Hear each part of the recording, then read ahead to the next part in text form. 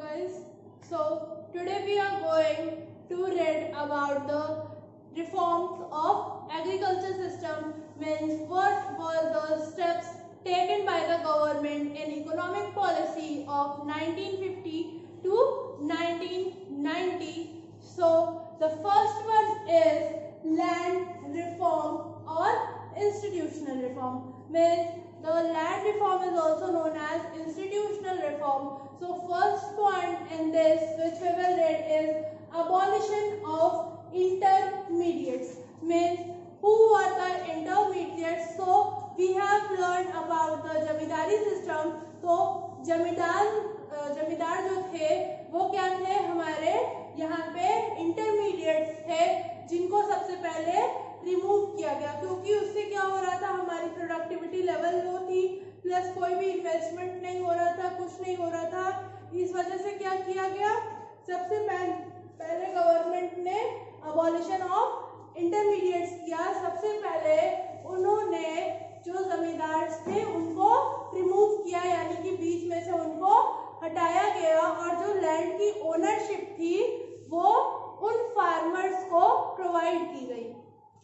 फिर आता है हमारा second point, selling of land. तो सेलिंग ऑफ लैंड क्या था? सेलिंग ऑफ लैंड एक ऐसा प्रोसीजर था जिसमें एक अमाउंट फिक्स कर दिया गया था कि इतनी लैंड ही एक पर्सन के पास हो सकती है, अगर इससे ज्यादा लैंड होगी तो वो किसी और को दे दी जाएगी। तो इससे क्या हुआ, हमारे जितने लैंडलेस फार्मर थे उन सबको लैंड प्रोवाइड हो गया और सबके पास इक्वल अमाउंट ऑफ लैंड हो गया, क्योंकि एक पर्टिकुलर अमाउंट रिस्ट्रिक्ट कर दिया गया था कि आपके पास सिर्फ इतना ही लैंड हो सकता है, अगर इससे ज्यादा होगा तो गवर्नमेंट इसे दूसरे फार्मर को दे देगी।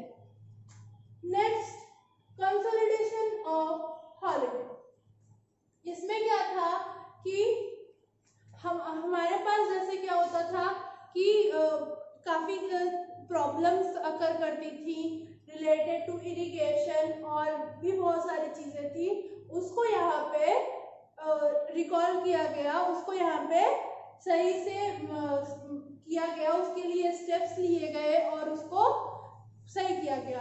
फिर हमारा आता है कोऑपरेटिव फार्मिंग और जॉइंट फार्मिंग।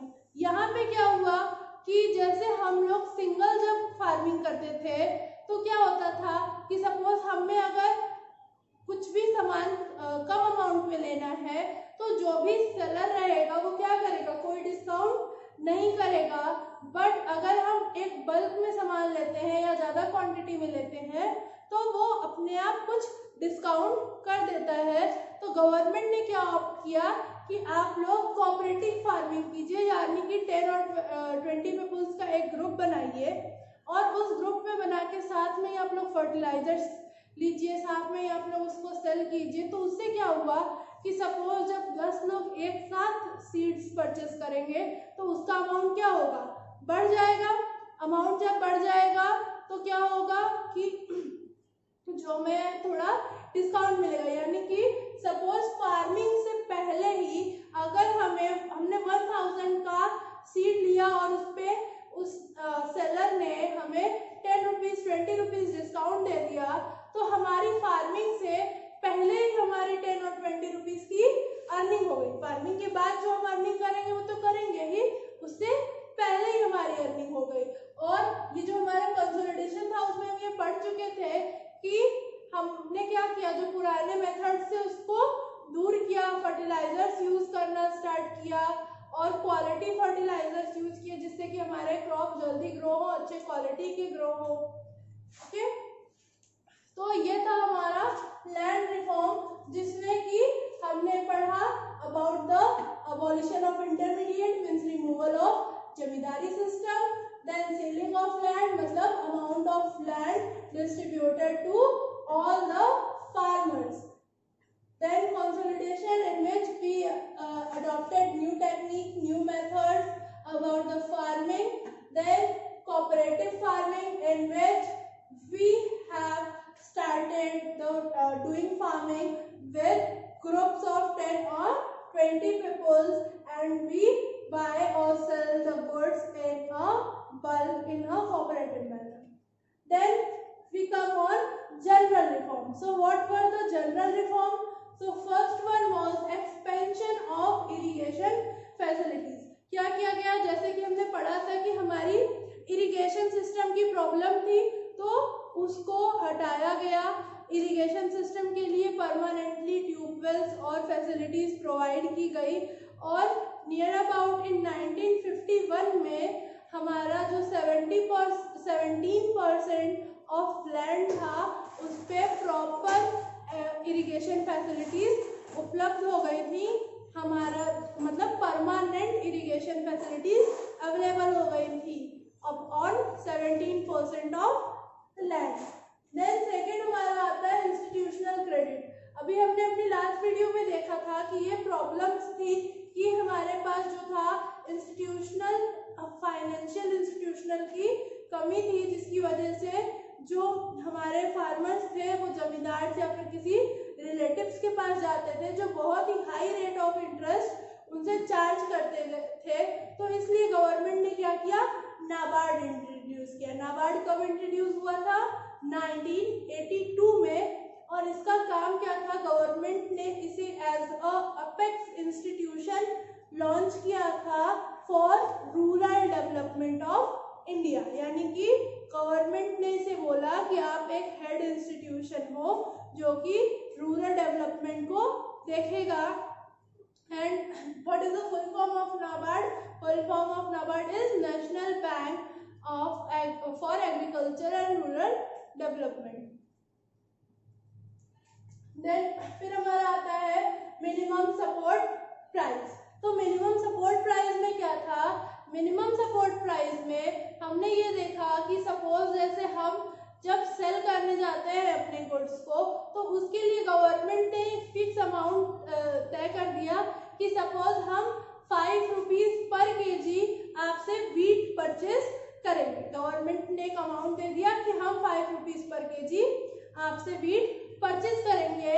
लेकिन जो फार्मर था वो क्या था? वो रिस्ट्रिक्ट नहीं था, वो जाके पहले मार्केट में पता कर सकता था और ये देख सकता था कि अगर उसको 5 रुपीज से अबव कोई पे कर रहा है तो वो उसे अपने क्रॉप्स सेल कर सकता था। तो सपोज अगर अबव 5 रुपीज कोई उसे देता था तो वो अपने क्रॉप्स उसे दे सकता था। बट अगर उसे मार्केट में कहीं भी 5 रुपीज या 5 रुपीज से अबव नहीं मिल रहा है तो वो गवर्नमेंट को अपने क्रॉप 5 रुपीज में सेल कर सकता था और गवर्नमेंट उससे 5 रुपीज में वो क्रॉप परचेज कर लेती। तो इससे क्या हुआ कि हमारे जो फार्मर्स का लॉस होता था वो रिड्यूस हो गया, क्योंकि जो नॉर्मल लोग जो मार्केट में पीपल्स उनसे खरीदते थे कम रेट में और अपना हाई रेट में बेचते थे, उनको क्या हुआ कि गवर्नमेंट ने अब जो मिनिमम सपोर्ट प्राइस रखा है उससे अबव में ही वो परचेज कर सकते हैं, उससे बिलो में वो नहीं कर सकते, क्योंकि अगर उससे बिलो वो डिमांड करेंगे तो फार्मर फ्री है कि वो अपने क्रॉप जाके गवर्नमेंट को सेल कर देगा। फिर हमारा थर्ड पॉइंट इसमें आता है regulated market and cooperative market. अभी हमने यहाँ पे कोऑपरेटिव फार्मिंग पढ़ा था, ये कुछ उससे ही रिलेटेड है। जैसे कि हमारे पास हमने लास्ट वीडियो में अपने पढ़ा प्रॉब्लम्स ऑफ एग्रीकल्चर में कि हमारे पास ऑर्गेनाइज्ड मार्केटिंग सिस्टम नहीं था, तो इसीलिए गवर्नमेंट ने organised regulated market system start किया, जिसमें क्या होता था कि ये मार्केट सिस्टम जो था उसको गवर्नमेंट रेगुलेट करती थी। किस पे? डिमांड और सप्लाई पर। फोकस किस पे उनका होता था? डिमांड और सप्लाई पे। और इसमें क्या होता था कि जो फार्मर्स थे वो बल्क में प्रोडक्शन करते थे और बल्क में ही सेल करते थे। प्लस एक और पॉइंट है इसमें कि cooperative marketing society are established to increase the bargaining power of farmer। पहले क्या होता था, या सपोज जैसे कि हमारे पास अगर 10,000 का कोई गुड है या 10,000 की हमने फार्मिंग की है, तो अगर हमारे पास जो परचेजर है उसने बोला, हमने बोला कि मैं 10 रुपीज में बेचूंगा, उसने बोला कि नहीं 10 नहीं 9 में दे दीजिए, तो हम उससे ज्यादा बार्गेनिंग नहीं कर सकते, हम उसे दे देते थे। बट सपोज जब हमने बल्क में प्रोडक्शन किया और हम उसे बल्क में सेल करने गए और हमारे पास 10 लोग हैं, 10 लोगों ने 10-10 हज़ार का प्रोडक्शन किया तो हमारे पास कितने हो गए, 1 लाख हो गए। अब जब हमें उस 1 लाख को सेल करना है तो हमने अगर बोला कि हम 12 रुपीज में देंगे और सामने वाला अगर बोलता है नहीं मैं तो 10 दूंगा या 8 दूंगा, तो हम बोल सकते हैं कि नहीं आप रहने दो, हम किसी और को दे देंगे, हमारे पास mister X, mister Y, mister Z बहुत लोग हैं हमारे गुड्स को सेल करने के लिए, क्योंकि हमारे पास इतना बल्क प्रोडक्ट होता था कि हमें जो है अपने आप में बार्गेनिंग करने का राइट होता था। इससे क्या हुआ कि जब बल्क में सेलिंग होने लगी, कोऑपरेटिव सेलिंग होने लगी, तो हमारे जो फार्मर्स थे, फार्मर्स का बार्गेनिंग पावर इंक्रीज हुआ, वो अपनी डिमांड्स को पूरा करते थे, वो अपनी डिमांड्स रख सकते थे मार्केट में कि नहीं मुझे अपने क्रॉप्स के लिए इतना ही अमाउंट चाहिए। तो ये थे हमारे लैंड रिफॉर्म्स, और हम आगे की वीडियोस में अपने इंडस्ट्रियल रिफॉर्म्स के बारे में भी पढ़ेंगे।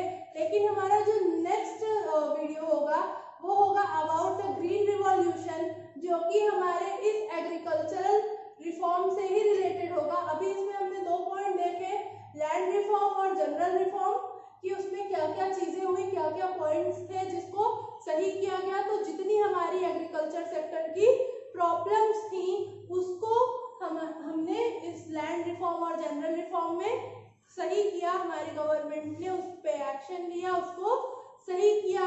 प्लस हमारे फार्मर्स को एक रेगुलेटेड मार्केट प्रोवाइड किया जिसमें वो बहुत इजीली अपने सामान को सेल कर सकते थे, अपनी डिमांडेड प्राइस पे सेल कर सकते थे। और अब हम अपनी नेक्स्ट वीडियो में पढ़ेंगे अबाउट द ग्रीन रिवॉल्यूशन, जो कि एक बहुत ही इम्पोर्टेंट टॉपिक है हमारे एग्रीकल्चरल रिफॉर्म का। So let's meet in our next video.